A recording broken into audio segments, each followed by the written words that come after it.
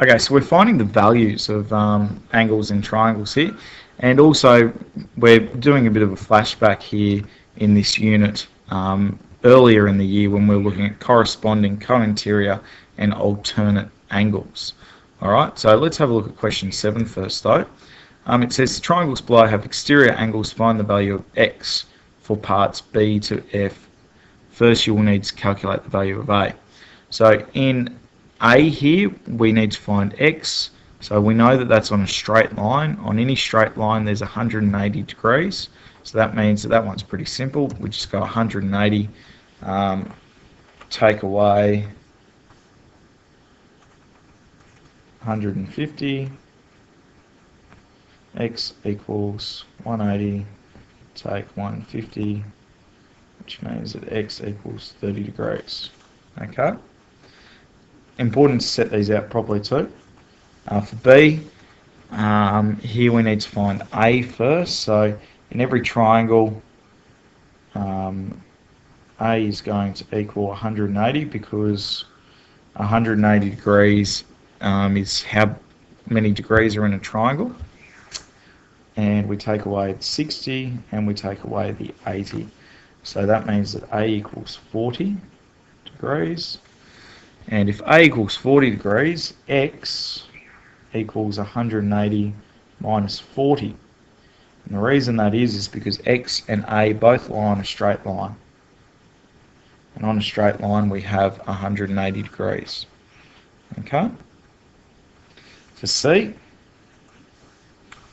here we need to find what A is first. So A lies on a straight line with 150 degrees. So that means if we get A, we go 180, take away 150, A is going to equal 30 degrees. Okay, so that's the straight line that it's on there, and this part is 150, so there's 30 left in there. And then x will equal 180 because there's 180 degrees in a triangle.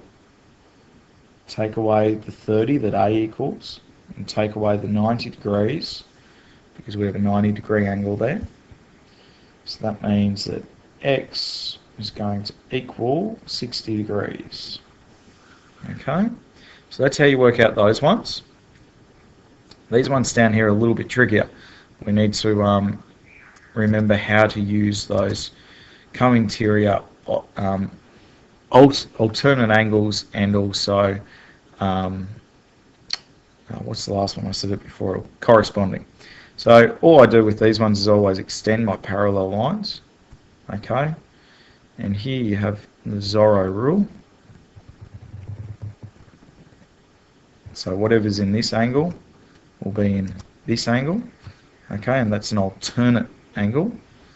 So in this case, we have 40, 80, and there's going to be something here that's on a straight line.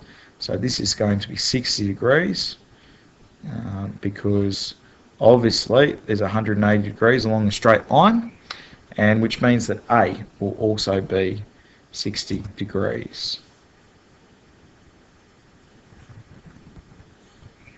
So A equals 60 degrees. Let's have a look at B. So B, we've got our parallel lines. We need to find the value of A. Once again, if we go here, like this, those two angles are going to be the same. So that means that that angle there is 70 degrees, like that one. And along this straight line, we have 180 degrees. So I've got 50, 70, and the unknown here. So if I add 50 and 70 together, I get 120. So in here is obviously A, once again, will be 60 degrees. C. Okay, let's have a look at C. So I need to find this angle here, A. Alright, this gets a little bit trickier. Okay, so here we've got, obviously, a right-angled triangle. So there is going to be 90 degrees. Alright, so that means we've got 90 there. We're going to have here,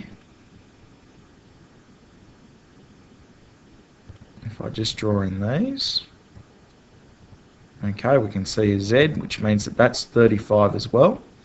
So if I add 90 and 35 together,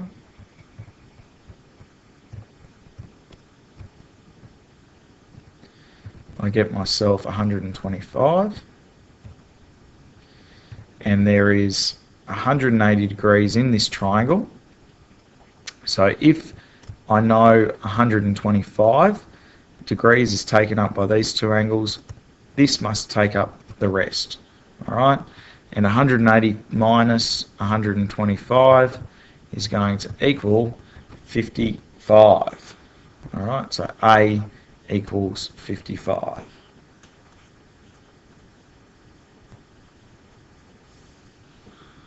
Alright.